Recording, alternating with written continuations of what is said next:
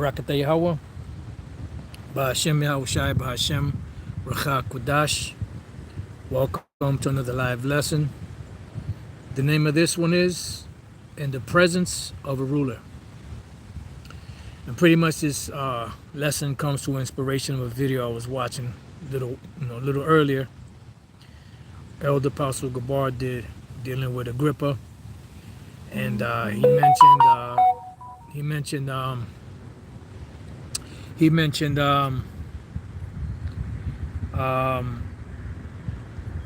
Elder Karatazar from Dallas, I'm sorry, not from Dallas, from Vegas, did a lesson. Just bear with me 1 second.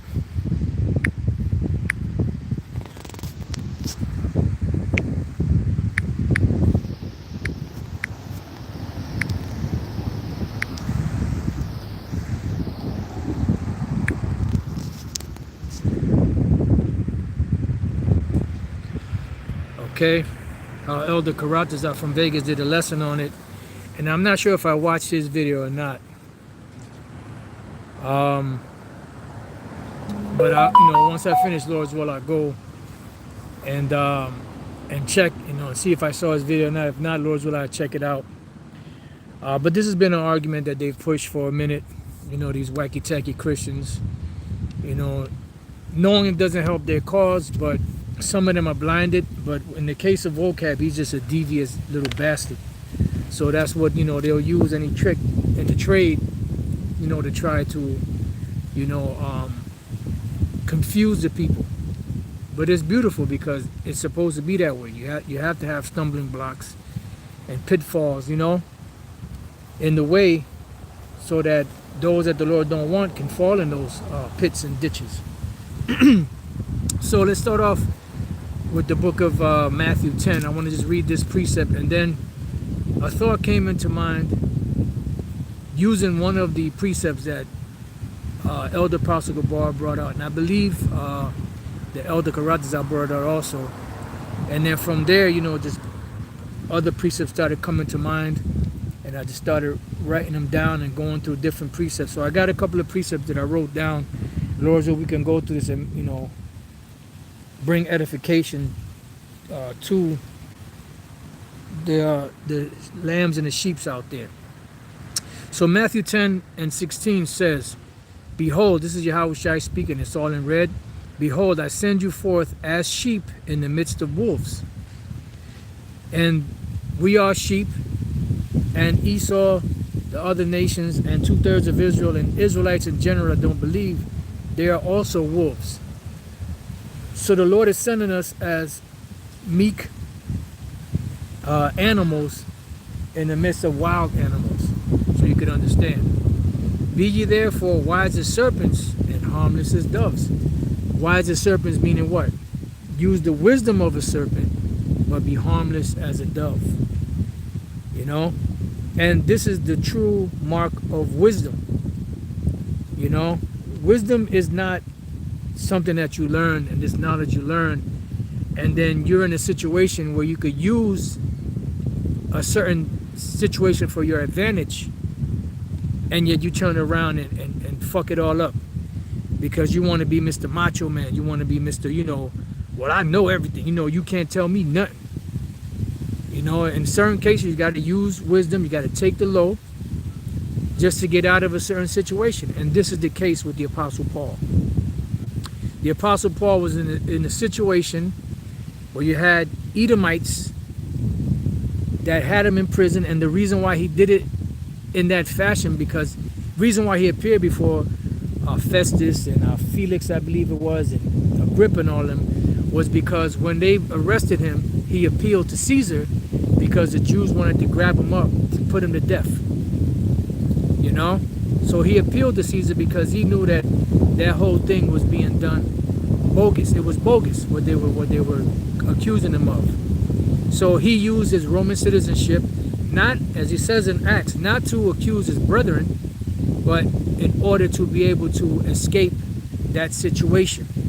And the Apostle Paul was a very wise man that used many situations to help him escape out of, whatever predicament he was faced with. And this is the truth of why he told, what he said to Agrippa, because he knew that Agrippa was an Edomite. He knew that Agrippa, through the conversion of his family, going all the way back to Antipater, that they knew the laws, the customs, and the prophets and all of that. So he used that situation, to help benefit his situation. So the first precept we're going to go to outside of Matthew is in the book of Proverbs, right? And we're going to build off of that, because that is a true mark of wisdom, knowing when to speak and knowing when the fuck to shut up. Because when we go to Ecclesiastes 3, it speaks about, a time to speak, a time to refrain from speaking, a time to embrace, a time to refrain from embracing, so on and so forth. So there's many different parallels: a time of peace, a time of war, a time to love, a time of hate, so on and so forth.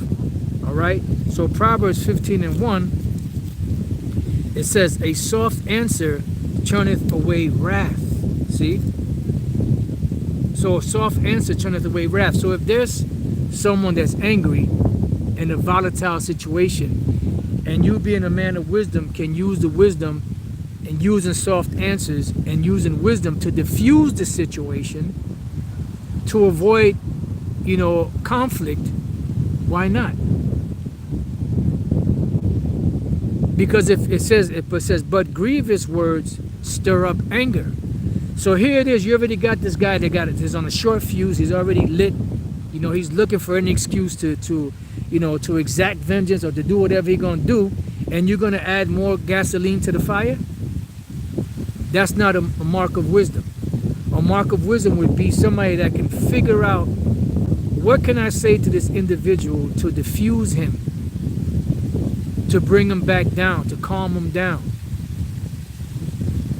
so that shit won't escalate to where it doesn't need to be. And that's pretty much what the Apostle Paul used. Now there's a couple of precepts here I want to just check real quick. Just bear with me 1 second. Okay, that one I got on the list already. And this one I believe I didn't go to it, but this is an example. Let me check this one right quick.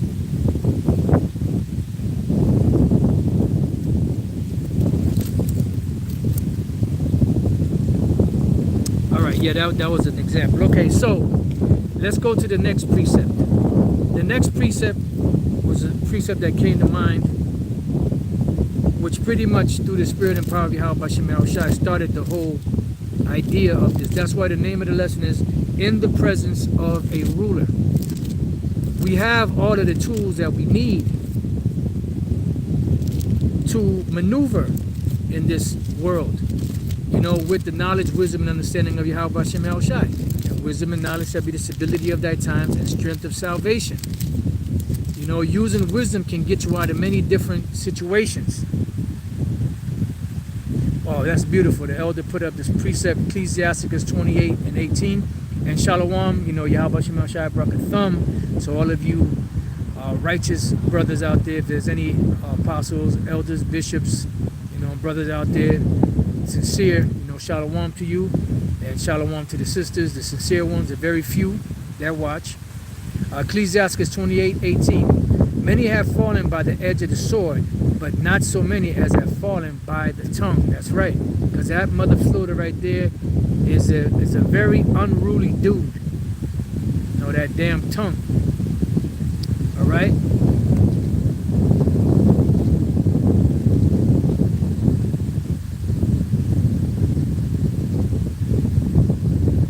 Okay, so it's a little windy out here, so let me know, if it's too crazy, then what I'll do, I'll try to turn it, a different way so that you won't get so much of the wind. But let me know.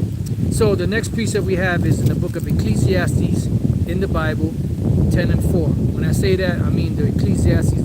You have an Ecclesiastes, then you have an Ecclesiasticus, or the book of Sirach. So Ecclesiastes 10:4 says, if the spirit of a ruler rise up against thee, as in the case of the Apostle Paul. He was in a situation where you had a ruler that was risen against him because he had judgment over him. So what did the Apostle Paul do? If the spirit of the ruler rise up against thee, leave not thy place. Because remember, he's still over you. He still has the authority over you. So leave not thy place. And what should you do? Use wisdom. It says, for yielding pacifieth great offenses. And this is exactly what the Apostle Paul did.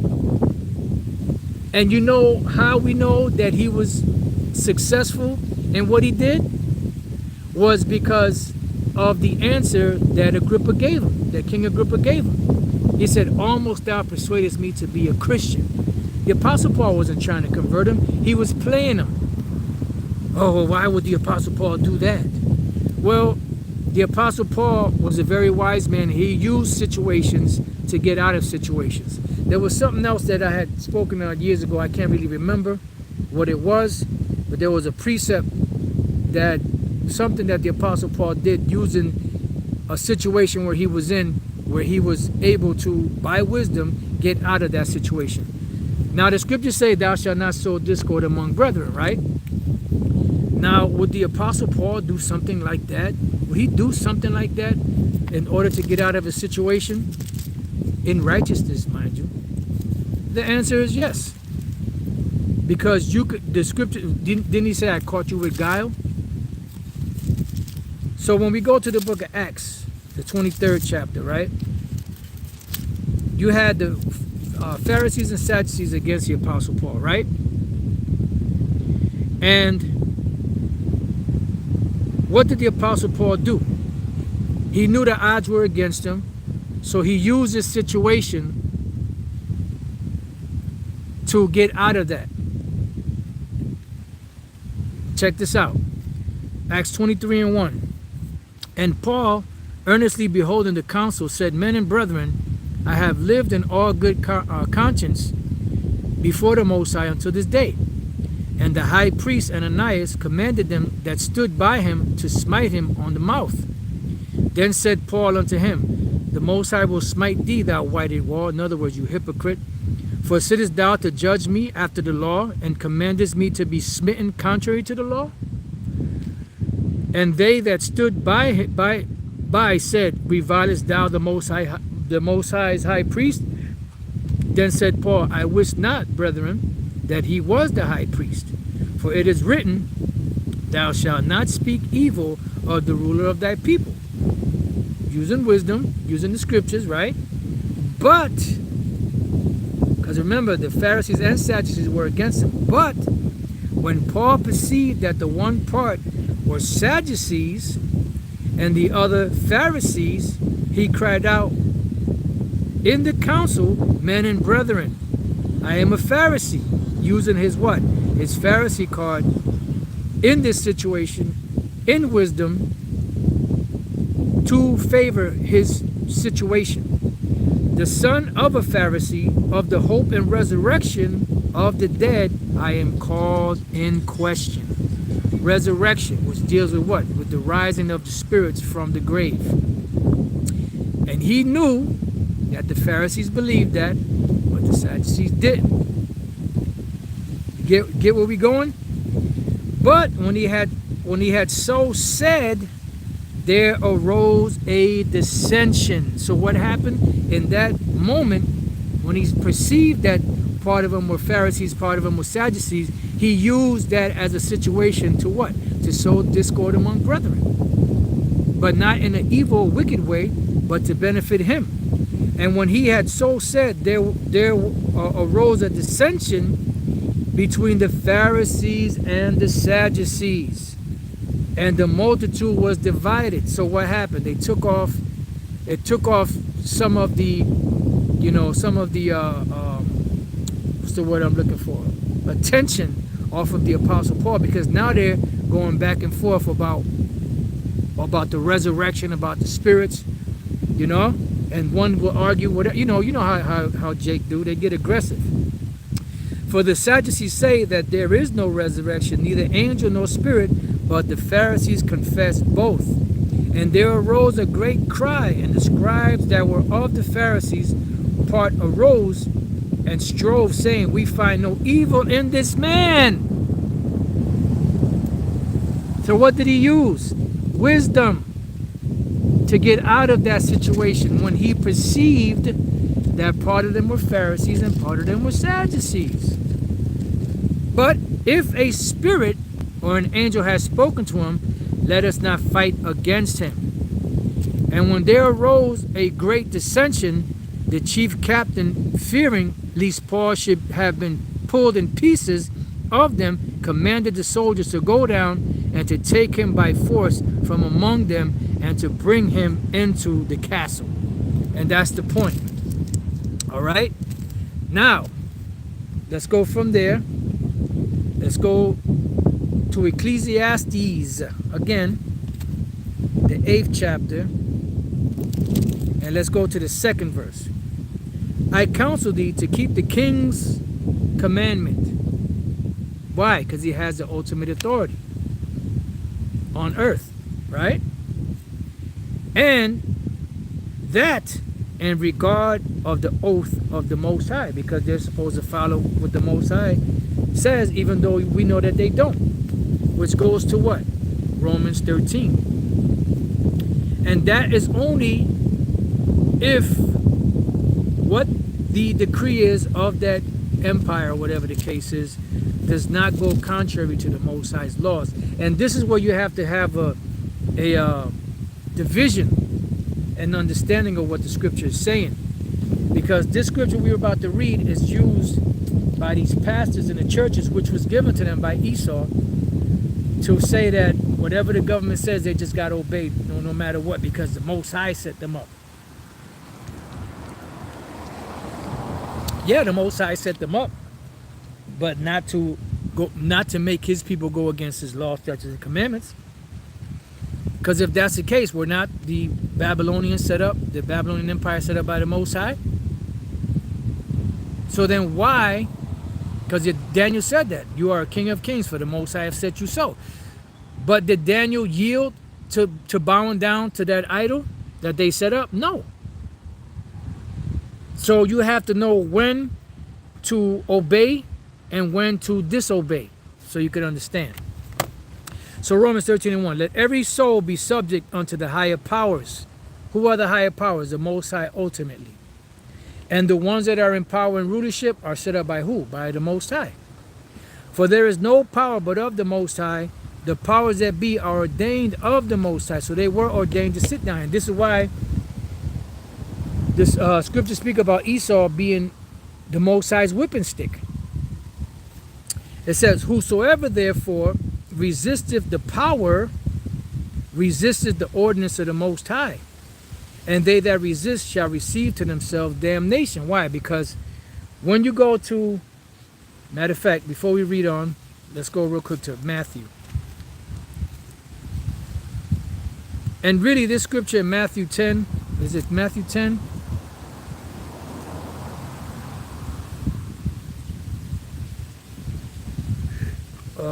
Let me see. I believe it's Matthew 10, or could it be Matthew 5? Or could it be 6? It's one of those. That's not it. Right, Matthew 5:25. Really, this scripture here, Matthew 5:25, when it says, agree with thine adversaries quickly. Yeah, you could use that for, when you get pulled over by the police and all that. But really what that's talking about is if you have a dispute or a disagreement with someone, that's because at that moment y'all become adversaries. So it says agree with your adversary quickly, right? Agree with thine adversary quickly whilst thou art in the way with him.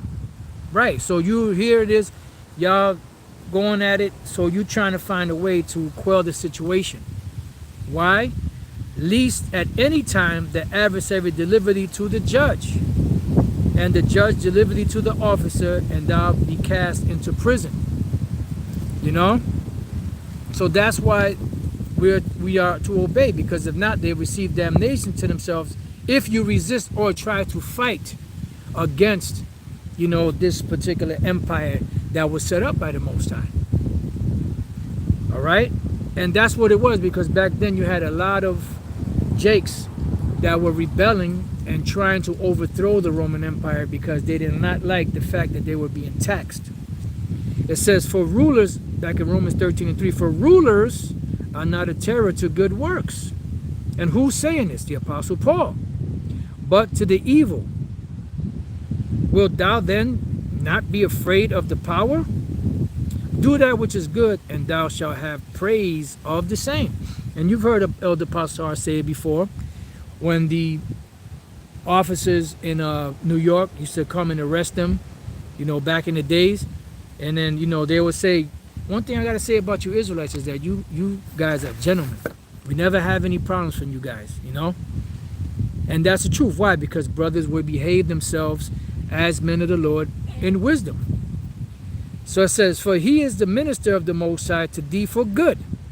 But if thou do that which is evil, be afraid, for he beareth not the sword in vain. For he beareth not the sword in vain. For he is the minister of the Most High, a revenger to execute wrath upon him that doeth evil. And that's why the Apostle Paul was using wisdom when he was dealing with Agrippa. It says, wherefore you must needs be subject, not only for wrath, but also for conscience sake. And you know, that's pretty much it. You can read the rest. So, moving on, let's go back to Ecclesiastes 8. Let's read the second verse again and then go on to the third verse. So it says, I counsel thee, this is Ecclesiastes 8:2, I counsel thee to keep the king's commandment, and that in regard of the oath of the Most High.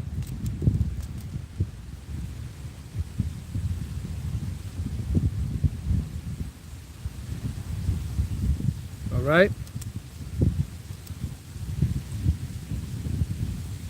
Just bear with me 1 second.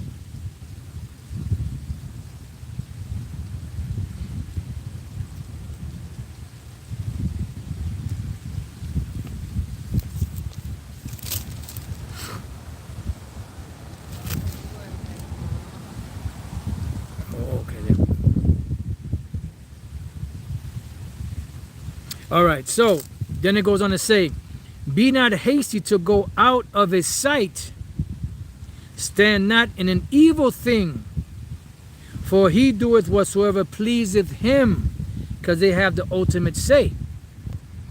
And this is what the Apostle Paul was doing. He was yielding. He was, you know, using wisdom to pacify Herod Agrippa, the king. Verse 4, where the word of a king is, there is power. And that's why they said, eventually they said, man, this man ain't do nothing wrong. If he had not appealed to Caesar, we would have let him go.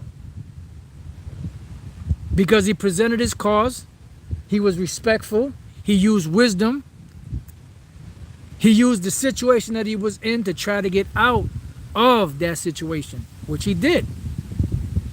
And then eventually he was sent to where? To Caesar. Because he had appealed to Caesar, because he didn't want to deal with the Jews. It says, and who may, let me read that again. Where the word of a king is, there is power. And who may say unto him, what doest thou? Right, because he's going to do whatever the hell he going to do. Let's go to Job 34. Job chapter 34. And start at verse 16. It says, if now thou hast understanding, hear this, hearken to the voice of my words. Shall even he that hateth right govern? Because Esau's not going to govern.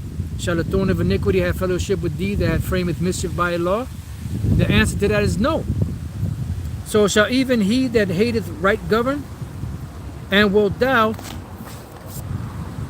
it says, and wilt thou condemn him that is most just?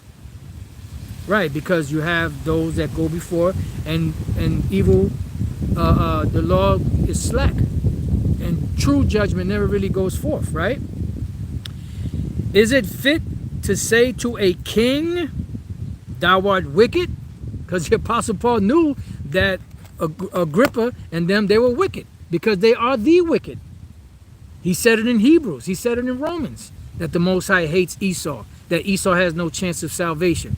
So he going to be before Edomite, knowing these things, speaking these things, teaching these things to the Israelite foreigners, but then when he gets before the king, he's going to try to convince the king of salvation? No, he was being wise, using wisdom, being subtle, being wise as a serpent, harmless as a dove.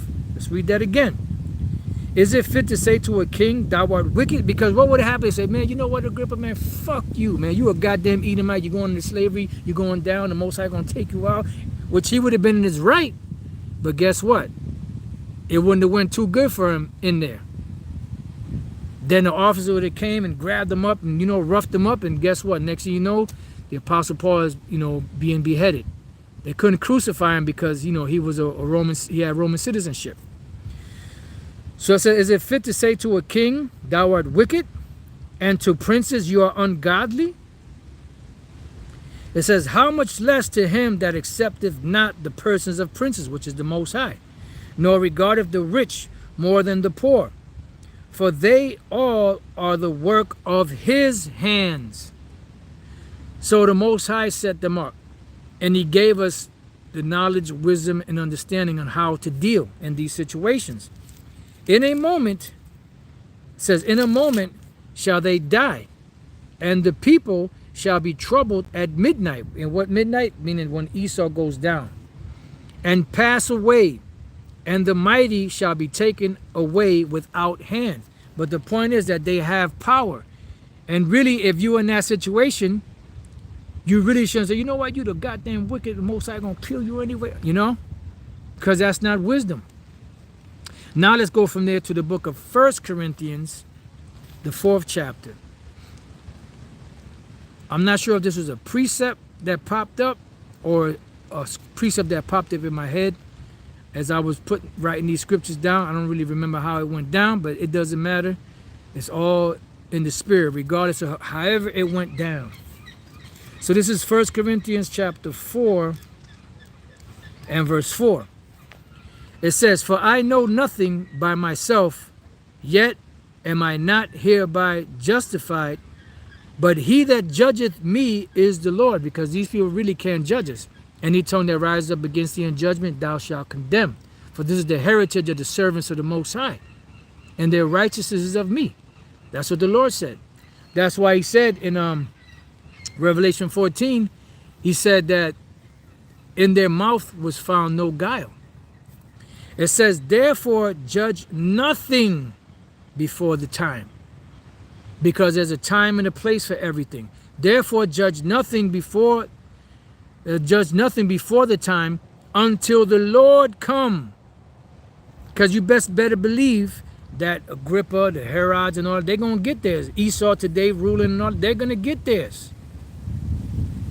But that's the place of the Most High. All we got to do is just tell, when we out here preaching and teaching, we just tell them what the Lord going to do. The Lord's going to do it. Therefore judge nothing before the time until the Lord come, who both will bring to light the hidden things of darkness and will make manifest the counsels of the hearts, and then shall every man have praise of the Most High.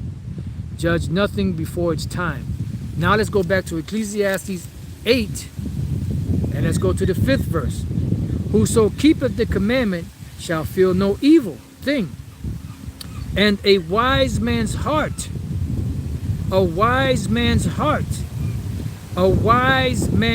heart discerneth both time and judgment. You see? There's a time to speak, a time to refrain from speaking. A time to get rowdy, a time to refrain from that.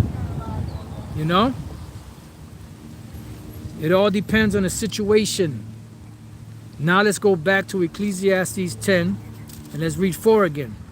If the spirit of the ruler rise up against thee, leave not thy place, for yielding pacifieth great offenses. And that's what the Apostle Paul did.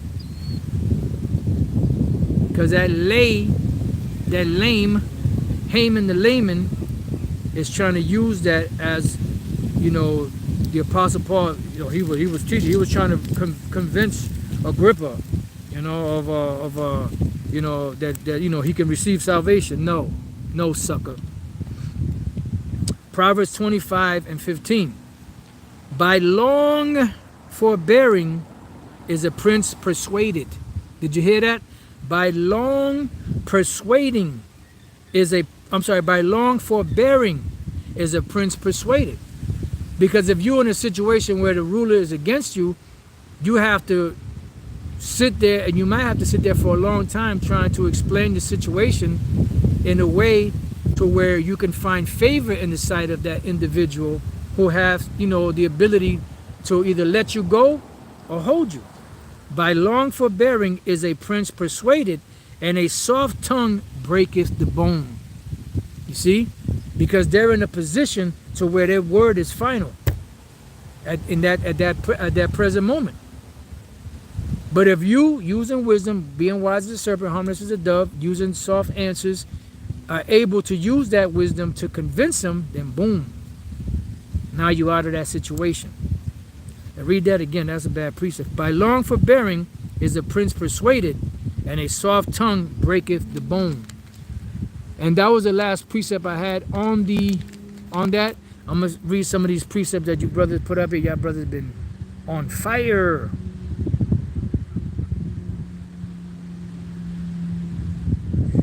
Let's see. This is the elder Monaghan. Sirach 13:13. Observe and take good heed, for thou walkest in peril of thy overthrowing. When thou hearest these things, awake in thy sleep. That's right, that's right. Let's see.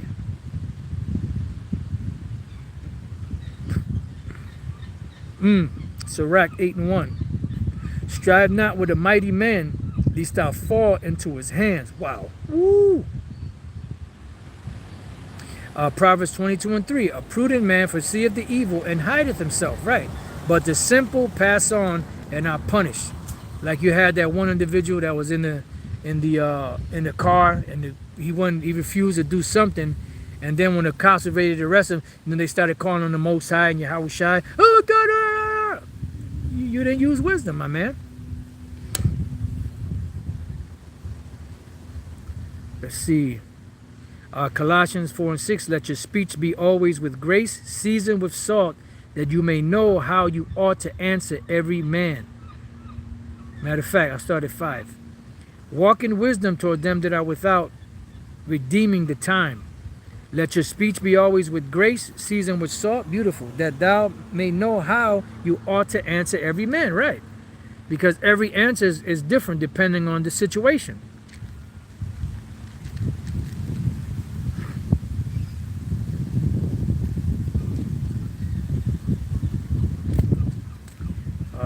Let's see. Yeah, I see somebody put that same scripture in Proverbs 25.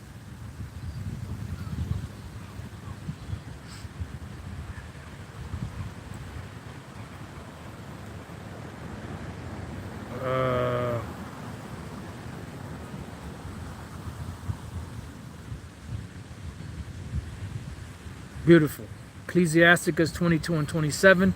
Who shall set a watch before my mouth, and a seal of wisdom upon my lips, that I fall not suddenly by them, by my lips, by my tongue, and that my tongue destroy me not. That's right. Because the tongue, boy, loose lips sink ships, and the looser the lips, the quicker the ship sinks, or the bigger the ship sinks.